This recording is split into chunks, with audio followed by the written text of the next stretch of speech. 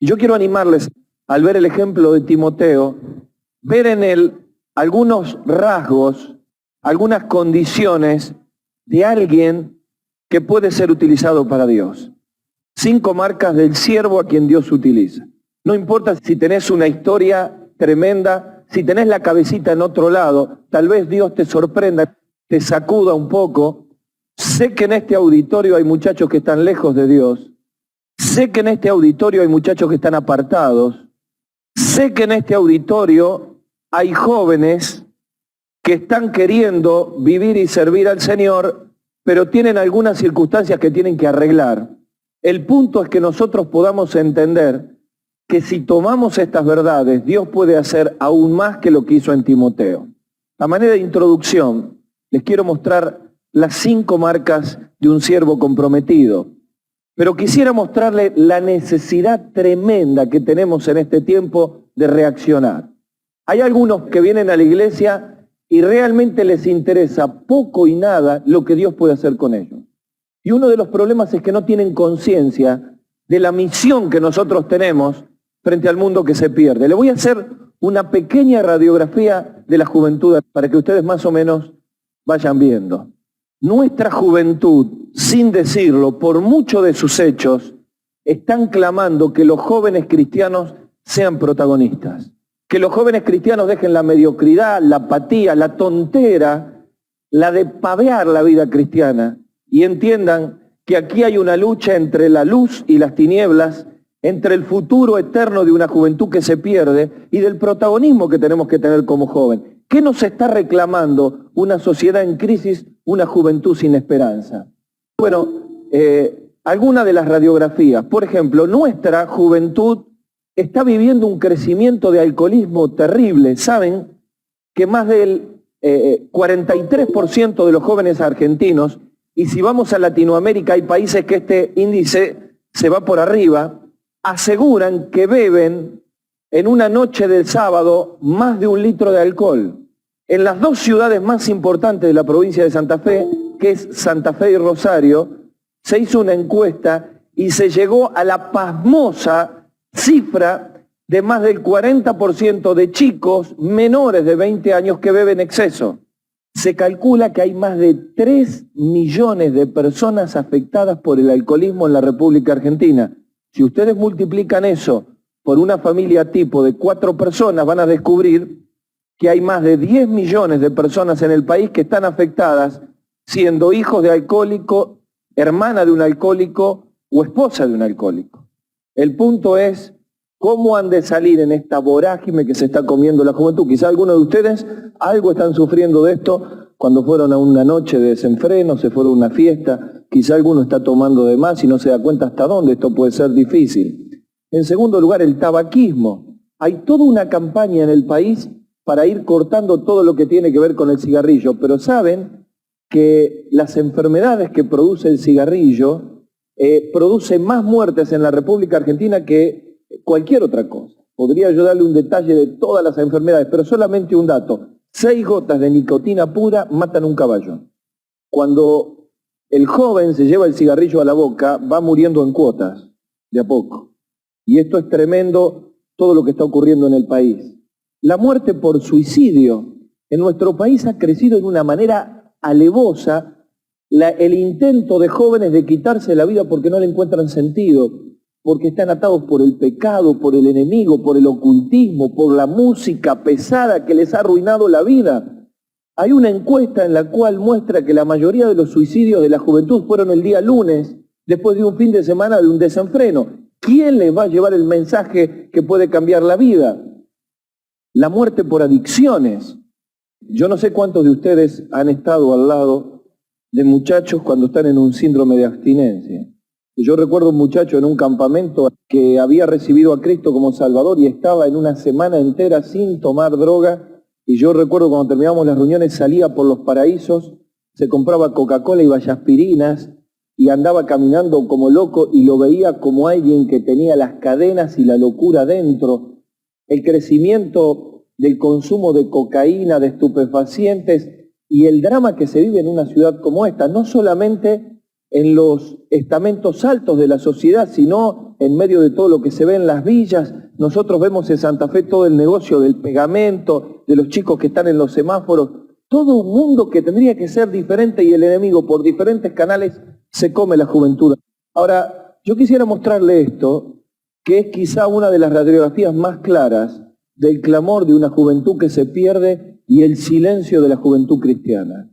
¿Se acuerdan de este muchacho? Junior, ese pibe que salió de una secundaria un día, se llevó un arma y mató en una masacre a sus compañeros que podrían haber sido los de tu colegio secundario. Y él escribió una frase en el pizarrón que la preceptora avisó en la dirección, pero nadie la tomó en serio. Es interesante que al llegar al colegio sus compañeros vieron que hubo una discusión y descubrieron que en el pupitre de este muchacho había 3 frases. Esas 3 frases son 3 mensajes que la sociedad y la juventud le está diciendo a los jóvenes que siguen viviendo una vida cristiana sin sentido, sin compromiso y de la cual vamos a dar cuenta delante de Dios. No nos olvidemos, muchachos, todos vamos a dar cuenta, todos. Hay un principio en la Escritura que todos los hombres van a dar cuenta delante de Dios. Algunos para condenación en el gran trono blanco y otros los creyentes de lo que hemos hecho en nuestra vida cristiana. Por eso tenemos que reaccionar y arreglar las cosas que tenemos mal. ¿Cuáles eran las 3 frases? La primera, este muchacho dijo, lo mejor que podemos hacer los seres humanos es suicidarnos. La segunda, la mentira es la base de la felicidad. Y la tercera, si alguien conoce el sentido de la vida, escríbalo aquí. Ahora yo pregunto, les estoy mostrando algo que es historia de nuestro país y de nuestros jóvenes. ¿Quién le trae la respuesta a este muchacho? ¿Un psicólogo? ¿Quién le va a dar la solución a los miles y miles de juniors que caminan al lado tuyo, en tu barrio, en la villa, en la universidad, en el trabajo, y mientras vos tenés a Cristo, vivimos en una apatía y una falta de compromiso? Somos los cristianos los que tenemos que ser como la sal de la tierra. Bueno, pero ¿y qué se tiene que ver en nuestro corazón para que podamos ser esos protagonistas? Bueno, yo quisiera ayudarles a través de un pasaje que el apóstol Pablo utiliza en el libro de Filipenses capítulo 2, 5 marcas de un joven a quien Dios utiliza. Si quieren buscar en sus Biblias, si no lo van a poder leer aquí, 2 Timoteo capítulo 2, versículo 19, si lo tienen en la Biblia, búsquenlo. Aquí vamos a descubrir 5 marcas de un joven a quien Dios utiliza, ¿de acuerdo? Dice Pablo allí, espero en el Señor enviaros pronto a Timoteo para que yo también esté de buen ánimo al saber de vuestro estado. Versículo 20, pues a ninguno tengo del mismo ánimo que tan sinceramente se interese por vosotros, porque todos buscan lo suyo propio y no lo que es de Cristo Jesús. Pero ya conocéis los méritos de él, que como hijo a padre ha servido conmigo en el Evangelio. Así que a este empero enviaros luego que yo vea cómo van mis asuntos. ¿Cuándo escribe esto Pablo y en qué marco y en qué circunstancia? La Biblia nos muestra que el apóstol está preso en Roma. No es el segundo encarcelamiento, que hoy no lo mencionamos, que está allí certificado en la carta, la segunda carta del apóstol Pablo, cuando ya está media sentencia de muerte, sino aquí estamos en el primer encarcelamiento de Pablo, que lo encontramos en la Escritura en Hechos capítulo 28, en una casa alquilada con libertad para predicar. Él está preso y realmente quiere agradecer por la ofrenda de los hermanos y busca personas en Roma para que puedan ir. Pero se sorprende que cuando comienza a buscar nadie está dispuesto. Cuando necesita encontrar jóvenes y personas que puedan ir hasta allá y hacer la obra, no encuentra a nadie y los califica como un grupo determinado de creyentes. Él dice, todos buscan lo suyo propio. No voy a andar mucho con ustedes con el original, pero la idea central allí es, todos viven para sus intereses personales. No hay tiempo para Dios. Todos dicen que no porque en el fondo quieren vivir para sí. Bueno, no hay que ir muy lejos. Cuando un muchacho no quiere trabajar en la obra entre los niños, en el fondo está diciendo, no tengo tiempo para Dios porque quiero cosas para mí. Cuando un pibe hace una doble vida y está en la iglesia pero después se va al baile o está en la confitería o se está enlazando con alguien que no es de Cristo, en el fondo le está diciendo a Dios, yo no quiero obedecer tu palabra porque quiero hacer lo que quiero. Ahora él busca y en el medio de la multitud de creyentes de Roma no encuentra uno que esté dispuesto. Y dice, miro el corazón de ellos y me doy cuenta que son los que buscan lo suyo propio. Pero encuentro uno, que es un muchacho como vos, que hoy podría buscarlo a los ojos de Dios y lo encontraría, que es Timoteo, y que busca lo que es de Cristo Jesús. Así que mirando con los ojos del Señor, mira el pueblo de Dios y ve dos tipos de corazones, ve dos tipos de creyentes, ve dos tipos de actitudes. Los que viven para sí, los que viven por sus intereses personales y los que buscan lo que es de Cristo Jesús. Yo puedo preguntar si esa misma mirada llega al corazón de cada uno de nosotros. Si la tomografía computada espiritual, el escáner del Señor, puede pasar por las fibras de tu alma, ¿en cuál de los dos grupos te pone? Quiero decirte que si querés ser un joven a quien Dios utilice, tenés que ser de aquellos que buscan lo que es de Cristo Jesús. ¿Y qué 5 marcas ve que surgen de este pasaje de Filipenses capítulo 2, versículo 19?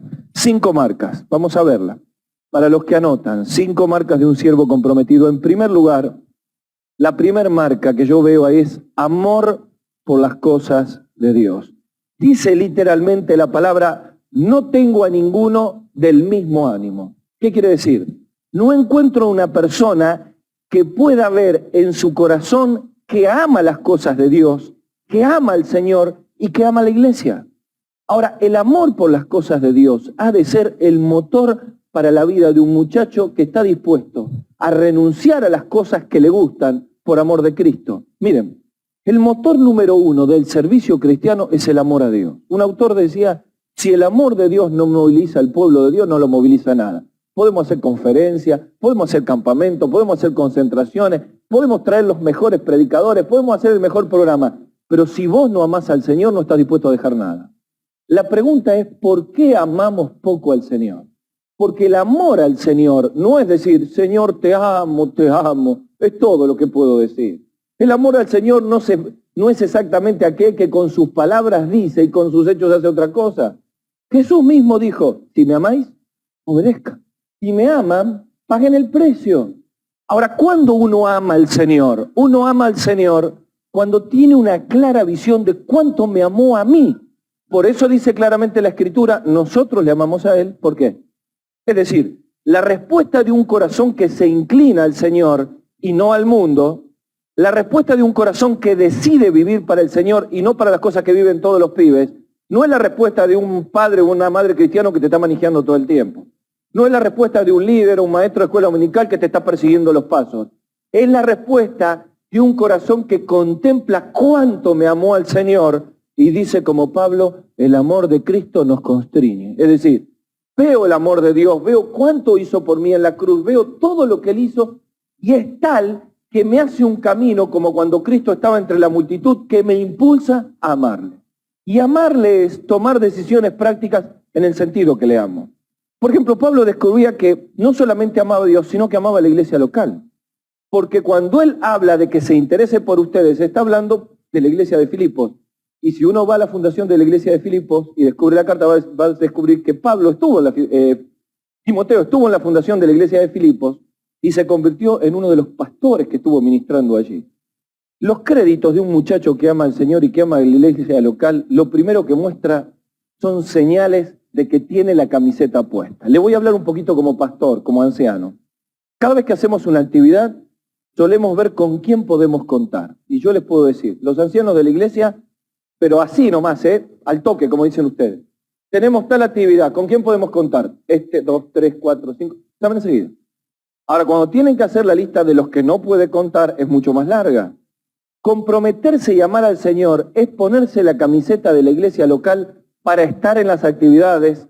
El primer crédito que tiene que tener un creyente después de ser salvo es ser parte de la iglesia local y bautizarte. Estuve hablando con algunos que todavía no se han bautizado y he escuchado que van a hacer un curso de bautismo. Aquellos que tienen a Cristo como Salvador y no se han bautizado, si quieren mostrar que aman al Señor, tienen que hacer el curso de bautismo, interiorizarse de lo que es el bautismo, aprender de lo que es el bautismo, para poder tomar este paso de obediencia. Un creyente que es salvo y no se bautiza, le está dando una señal de desobediencia y en el fondo una señal de que no ama al Señor.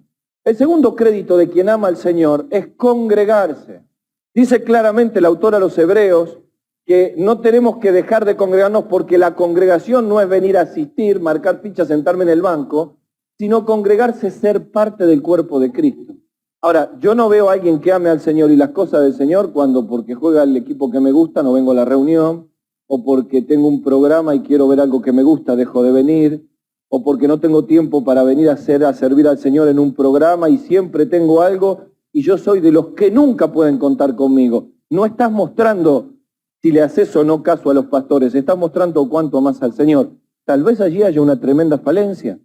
Estaba hablando el otro día con un muchacho que le decía, en la etapa de tu vida cristiana vos tenés que mostrar un amor a la palabra y un amor a la iglesia local. Quien quiere ser un Timoteo, un siervo de Dios, tiene que hacer asfalto en la iglesia local. Tal vez entre nosotros haya muchachos que tienen sueños misioneros y que les gustaría algún día que el Señor los envíe. Bueno, hay que mostrar asfalto en la iglesia local, hay que caminar en la iglesia local, hay que involucrarse en los ministerios, hay que vivir en medio de la obra para que conociendo a la obra Dios abra otros horizontes. Amor por las cosas de Dios es la señal que Dios está buscando para los jóvenes, que cuando Él llame, ¿cuánto amás al Señor? Y la respuesta es, ¿cuánto estás dispuesto a hacer? Y en ese dispuesto tal vez haya el nombre de una persona que está haciendo una traba para tu vida. Estoy sorprendido la cantidad de preguntas que vinieron con el tema del yugo desigual, del noviazgo, de las caídas con exceso físico. Los papeles que teníamos en la mesa es una radiografía de nuestra juventud cristiana evangélica. No me sorprende, yo viajo por todo el país, estoy en campamento, no me sorprende lo más mínimo esto. Ahora le quiero decir, pues yo no puedo dejar pasar esta oportunidad. Si ustedes con sus opiniones están diciendo que tienen este problema que les cuesta un Perú llevarlo, es porque están luchando en su corazón si aman a Dios, aman su palabra, aman sus principios o aman su corazón. Recién hablaba con algunos aquí que me decían, ¿por qué no puedo andar con una chica que es del mundo? Y está bien que lo pregunten, no lo juzgo. Y yo les decía, el problema no es lo que piensen los ancianos o los pastores, el problema es lo que enseña la Biblia. El problema lo tenés con Dios, no con nosotros. El tema del yugo desigual, muchachos y chicas, yo se los puedo contar con nombre y apellido porque en mi propia familia lo he vivido. A mí no me la cuenten porque yo he visto por decenas de años el dolor de seres que amo con todo mi corazón y que tenían grandes proyectos para Dios y acertaron en esto y cuando tenían que tomar la decisión de quién iban a atar su vida, cedieron a su corazón. He visto 20 años de una de las personas que más amo llorar por haberse equivocado y haber unido su vida a alguien que trabajaba con ella, pero que no era de Cristo. He visto a mi madre llorar con ella y decirle, querida mía, esto es la trampa del diablo para tu vida, estás desobedeciendo al Señor. Pero claro, el corazón la llevó, dejó de predicar en el aire libre como predicaba, dejó la clase de escuela dominical, dejó de congregarse, dejó la cena del Señor y dejó al Señor. 20 años de calvario, 20 años de llanto, 20 años de patio de Caifás, 20 años de llorar, hasta que la misericordia y la gracia del Señor, por una tremenda crisis, los trajo al Señor a todos. ¿Quién le quita los 20 años de dolor? No os engañéis, Dios no puede ser burlado. Todo lo que el hombre sembrare va a cegar. Ahora quiero decirles, Dios no es un tirano que está sentado en un trono y que te marca la vida como un juez malo. La Biblia muestra un Dios amoroso y justo. Cuando las verdades de la palabra de Dios vienen a tu vida, son porque es lo mejor para vos. Por eso quien ama a Dios, aunque a veces le cueste obedecer al Señor, está dispuesto a pagar el precio porque sabe que quien lo ama, como no te amó nadie, quien dio la mayor señal de amor porque entregó a Cristo por nosotros, quien es aquel que te ama como nadie te puede amar, cuando te da este consejo, te está diciendo, yo quiero que vos tengas una familia feliz.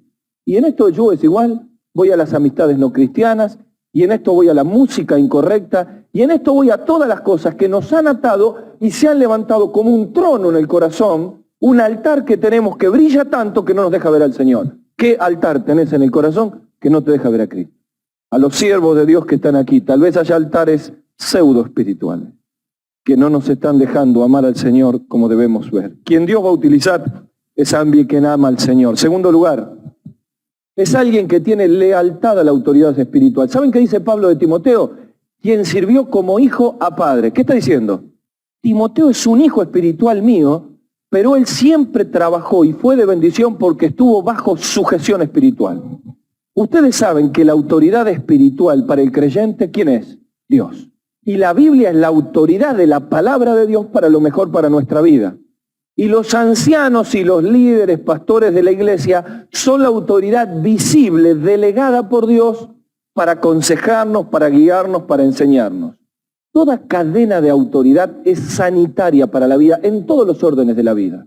Satanás, que es el enemigo de nuestras almas, es es el autor de la gran rebelión. Reveló la creación angelical, reveló al hombre y a la mujer y trata por nuestra carne de sembrar la semilla de rebeldía a todo lo que tenga que ver con los mensajes de Dios. Quien va a ser alguien que Dios va a utilizar es alguien que entiende que la sujeción espiritual, es decir, el reconocimiento de que la autoridad de Dios es lo mejor para mi vida, hace quebrar el orgullo y en lugar de dar lugar a la carne y revelarme a todo lo que tiene que ver con Dios, me sujeto porque sé que es lo mejor para mi vida. Cuando un muchacho se revela a la autoridad espiritual, en el fondo se está revelando a Dios. No está nada más que repitiendo la historia de todos aquellos que influenciados por el enemigo cayeron en esto. Ahora déjame decirle algo, la peor de todas las rebeliones es revelarse a la palabra de Dios. Porque cuando yo le digo al Señor, yo sé que vos decís esto, pero yo hago lo que quiero, inconscientemente me estoy revelando a la autoridad de la palabra y me revelo al autor de la palabra. ¿En qué parte de la Biblia nos hemos revelado? Hay creyentes que toman la Biblia pero llegan a una hoja y la quieren arrancar. Toda la escritura es inspirada por Dios.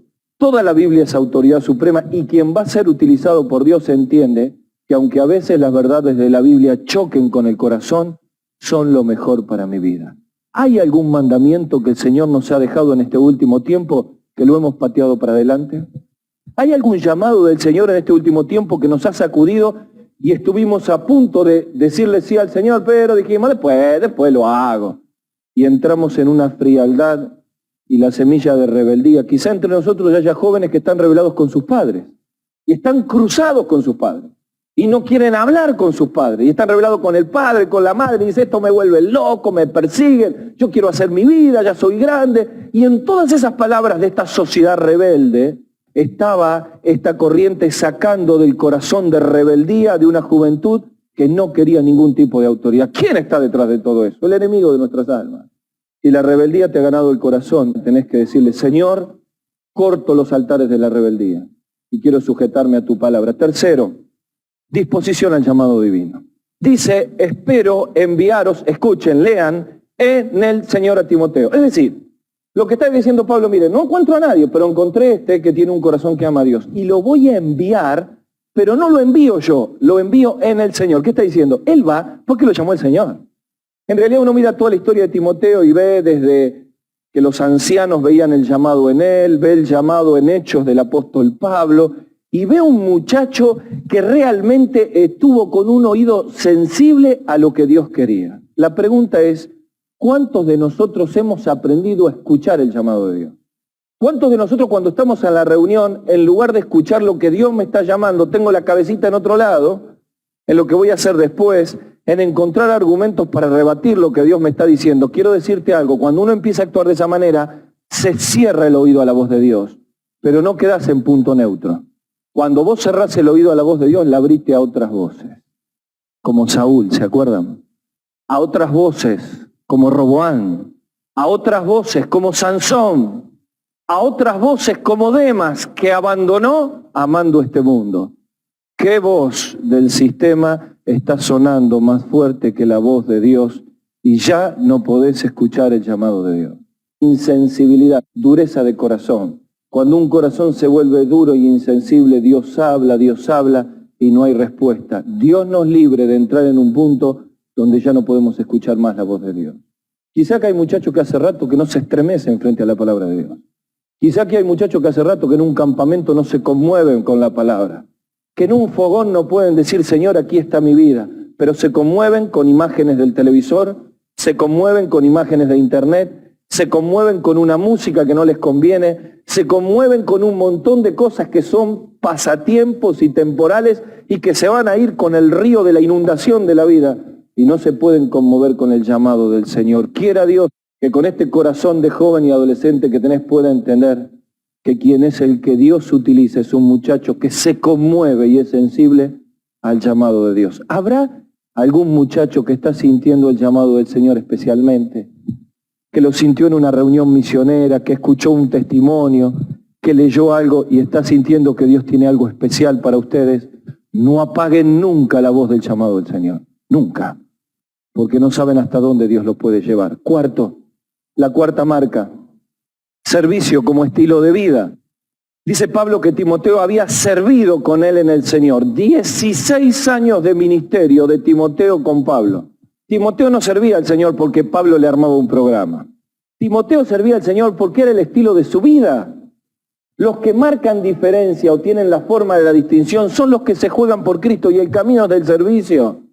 Cuando uno comienza en el camino de trabajar con los niños, más tarde colabora en la iglesia, va a los aires libres, puede predicar el evangelio, hace un primer viaje, acompaña a los hermanos al anexo, comienza a tener el primer texto que enseña, aprende el primer curso de homilética, aprende a predicar, comienza a memorizar textos y comienza a crecer en la obra. No hay techo para tu ministerio porque Dios tiene grandes cosas para vos, pero no va a estar de un día para el otro para ser siervo. El servicio tiene que ser un estilo de vida. Estamos para servir al Señor. Seamos profesionales, seamos empleados, seamos lo que seamos. Donde estamos, tenemos que honrar al Señor. Quien va a ser un joven a quien Dios utiliza, debe entender que el servicio es un estilo de vida. Ahora le hago la pregunta, ¿cuántos están sirviendo al Señor hoy? Si estas señales, estas 5 marcas no se ven en tu corazón, o si alguna de ellas no se ven, o hay decisiones que tenemos que tomar, este es el momento para tomar una decisión delante del Señor. Porque las decisiones que tomamos en la juventud y en la adolescencia son las que se proyectan para una vida. ¿Qué te está pidiendo el Señor? ¿Por qué no se lo decimos en oración? Vamos a inclinar la cabeza, vamos a orar. Y ahora muchachos, jóvenes, chicos que están aquí, vamos a tomar un tiempito con el Señor. Y vamos a decirle al Señor, Señor, ayúdame a cortar con esto que me estás sacando de tu camino. Señor, ayúdame a que estas marcas se puedan ver. Señor, yo quiero ser un Timoteo. Señor, yo tengo que tener un corazón que busca lo que es de Cristo Jesús.